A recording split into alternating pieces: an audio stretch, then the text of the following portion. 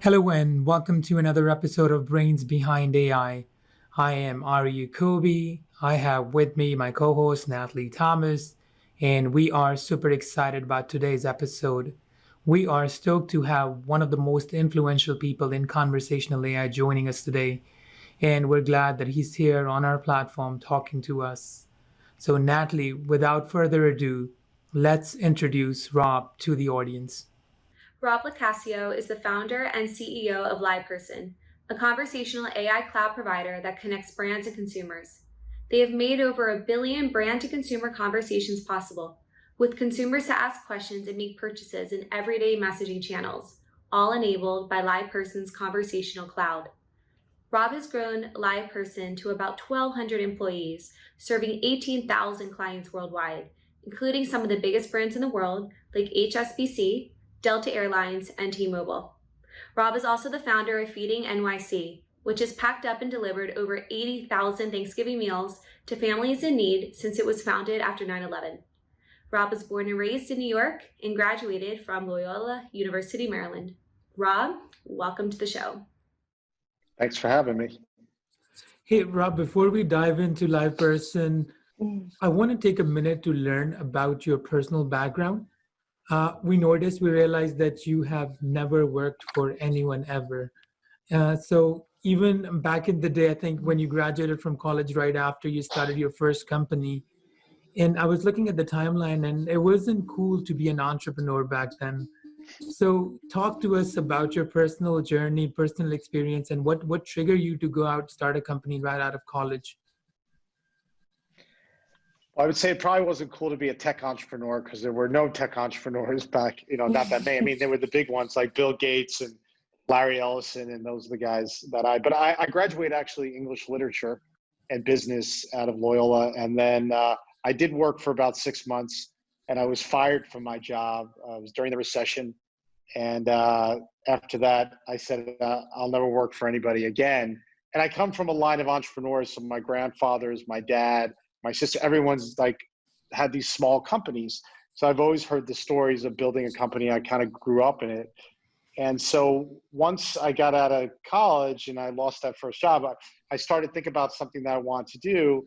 And I just so happened to come across the concept of like an interactive kiosk, like touchscreen kiosk and digital video. And I saw digital video back in 1991, which there was no digital video on computers at that point, but I'd seen it. Intel had built some technology that the government was using. And I just so happened to find my way to it. And that led me on a path to staying in technology and becoming a technology leader and an entrepreneur. And, I've gone through pretty much, I think, everything that an entrepreneur goes through. I've lost a lot. I failed a lot. It's been a hard journey over 20 something years. But in the end, it's quite thrilling to be an entrepreneur. And I often say, I guess somewhere about 10 years ago, I felt that my purpose in life was to inspire other entrepreneurs to take the journey and realize that the journey is not a rags to riches journey. The journey is not Facebook. The true journey is a life journey, and a journey that goes on beyond 5 years and 10 years. It's a commitment to really build a business.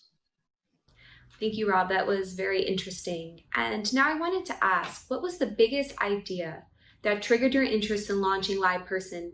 And how did that brand evolve over the course of the last 20 years into really what it is today? Yeah, so my first company went under. So it went under in 1995. I moved to New York. I didn't have enough money to have an apartment and an office, and I chose an office. And I had about 400 square feet, and I slept on the couch. And then there was no shower in the loft space I was subleasing. So I had to go get a health club membership to shower. So that's how we got started at LivePerson. But originally I was building websites because this is 95. And in about 97, I started to realize, where's the people in the website? It's a store. And how do you have conversations with people in the store digitally? And you couldn't do it back then. You had to pick up the phone. And back then you had a dial-up modem. So you'd have to like hang up, pick up the phone, call someone or send an email and never be heard again. And I said, I wonder if we could chat. And so I invented chatting on web chat in 97. I filed the first patents in 98. And then I got my first round of financing in 99. So my vision was that commerce is powered by conversations, and that you need to have that in the commerce experience. And that's was the original vision behind LivePerson.